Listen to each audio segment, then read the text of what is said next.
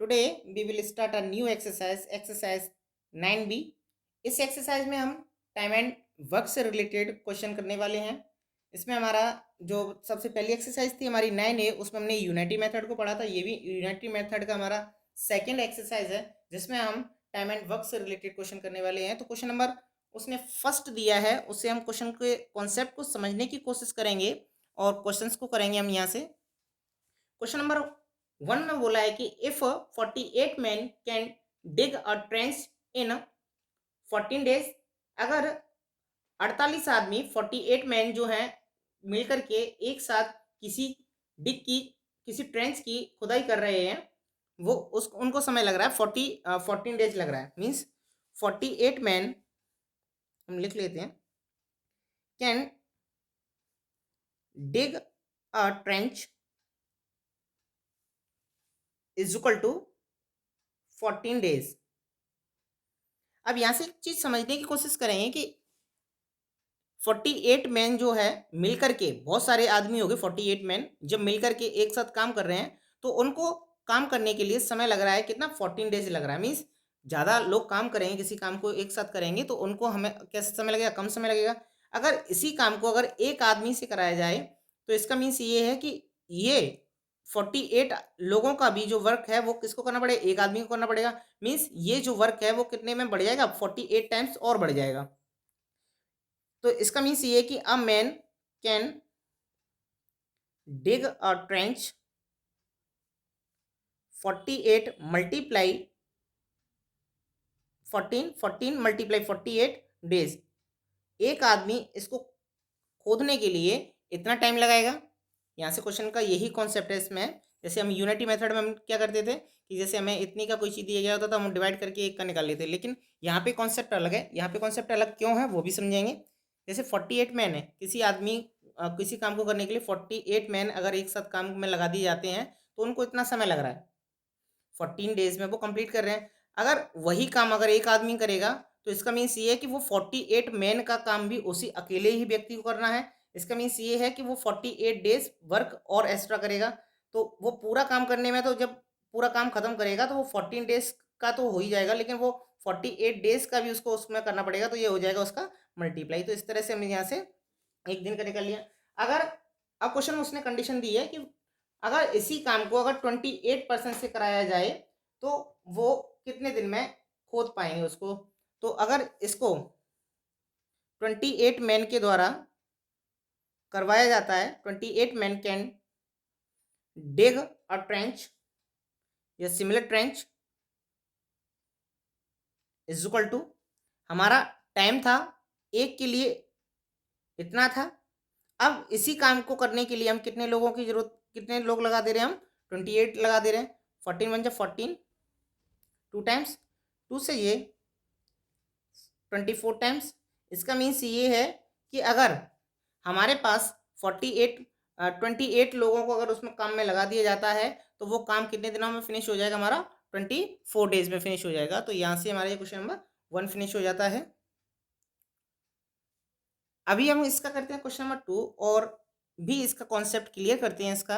अभी question first था तो थोड़ा सा कन्फ्यूजन वाला रहा होगा आपके लिए, तो अभी हम यहाँ से जितने भी कॉन्सेप्ट के जितनी भी सारी चीज़ें हैं और भी क्लियर करने की कोशिश करेंगे। क्वेश्चन नंबर 2 में उसने बोला है 16 man can reap a field, 16 man can reap a field, 16 व्यक्ति जो है, 16 जो पर्सन है वो मिलकर के एक खेत की कटाई जो है, रीपिंग जो कर रहे हैं, वो कितने डेज में कर रहे हैं, वो 30 डेज में कर रहे हैं। अगर एक व्यक्ति को अगर लगा दिया जाता है अ मैन, वन मैन या अ मैन कैन रीप, अगर यही काम अगर एक व्यक्ति को करना पड़े तो क्या होगा, और ज़्यादा टाइम लगेगा, 16 टाइम्स, उसको 16 गुना ज़्यादा काम करना पड़ेगा, क्योंकि 16 लोगों का काम करेगा वो, 16 लोगों का काम करेगा उसको, तो इतना काम करना पड़ेगा। अगर यही वो कह रहा है कि how many mens must be engaged to reap the same field in 24 days। अब 24 डेज में इस काम को करने के लिए कितना समय लगेगा, मतलब कितने लोगों से अगर ये काम करवाया जाए कि ये 24 डेज में ये काम फिनिश हो जाए। तो हम यहाँ से देखेंगे कि हमारा जो वर्क है वो कितने दिनों में फिनिश करना है हमें, 24 डेज में। तो यहाँ से हम लिखेंगे the engage to reap the same field, या फिर यहाँ से लिखेंगे how many must be man must be engaged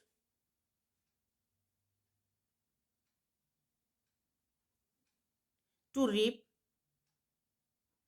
the same field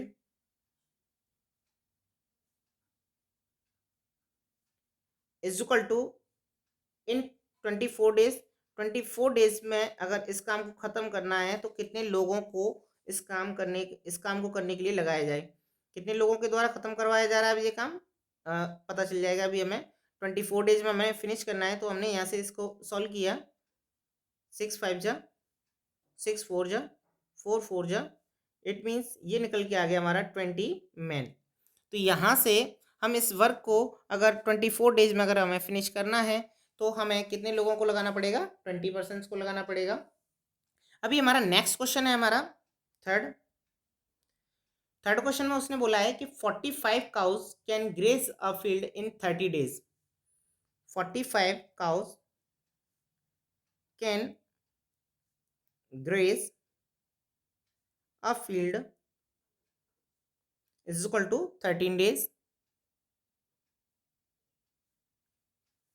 अब 1 काव, अगर यही अ काव के द्वारा यानी 1 काव के द्वारा अगर ये काम कराया जाए, अ काव कैन ग्रेज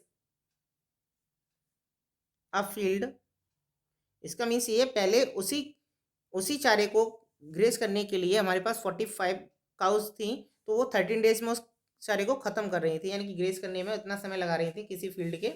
अब वही जो है अब एक गाय के द्वारा फिनिश किया जाएगा, मीन्स एक काव के द्वारा फिनिश किया जाएगा, तो क्या होगा हमारा 13 × 45 मीन्स उसको उन 45 का खाना और मिल गया उनको।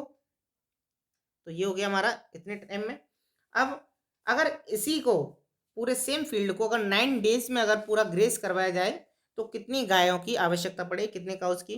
तो यहाँ से बोल रहा है how many cows will grace the same field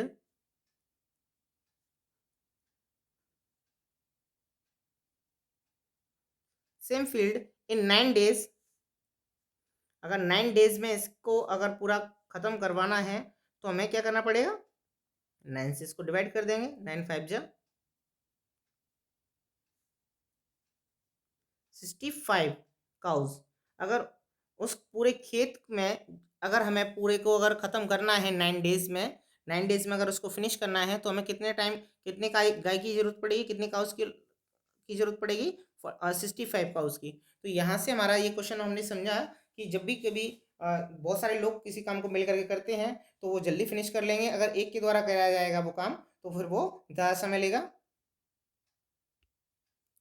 इसका क्वेश्चन नंबर 4th और 5th और 6th 7th आपका सेम है, एक बार एक्सप्लेन कर देता हूँ मैं इसका। 4th में उसने दिया है 16 horses can certain quantity 25 days equal to, वो 14 हॉर्सेस के निकल रहा है, तो आसानी से आप निकाल सकते हैं सेम इसी बेसिस पे। क्वेश्चन नंबर 5 भी उसने इसी तरह से दिया है कि a girl can finish a book in 25 days if she reads 18 pages. अगर वो उसका 18 पेजेस रीड करती है एवरी डे तो वो उसको 15 डेज में अगर उसको फिनिश करना है उसको, तो वो उसको कितने पेजेस उसको अ, कितने पेजेस वो डेली उसको पढ़ेगी, कितने टाइम में उसको फिनिश कर लेगी। तो ये आप आसानी से कर सकते हैं। 66 वाला दिया उसने कि Rita types 40 words in a minutes. अगर रीता 1 मिनट में 40 वर्ड्स अगर टाइप कर रही है तो वो and take 24 minute type to certain document, और एक सर्टेन डॉक्यूमेंट को 24 मिनट में टाइप कर लेती है, तो वो 48 वर्ड पर मिनट के हिसाब से उसको कितना टाइम लगेगा। तो ये भी आप आराम से कर सकते हैं।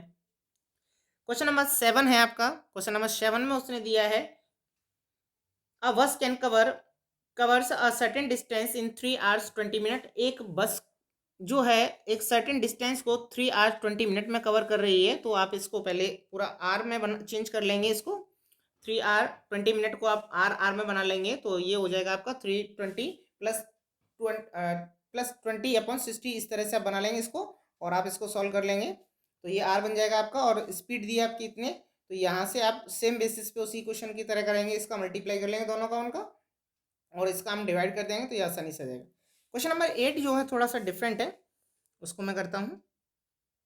क्वेश्चन नंबर 8 में उसने बोला है, at the beginning of a month, एक महीने की शुरुआत में, a factory has enough material to make 240 tons of steel in a month. एक महीने की शुरुआत में एक फैक्ट्री के पास इतना मटेरियल है जो कि 30 डेज तक चल सकता है, यानी एक महीने तक चल सकता है, यानी 30 डेज के लिए,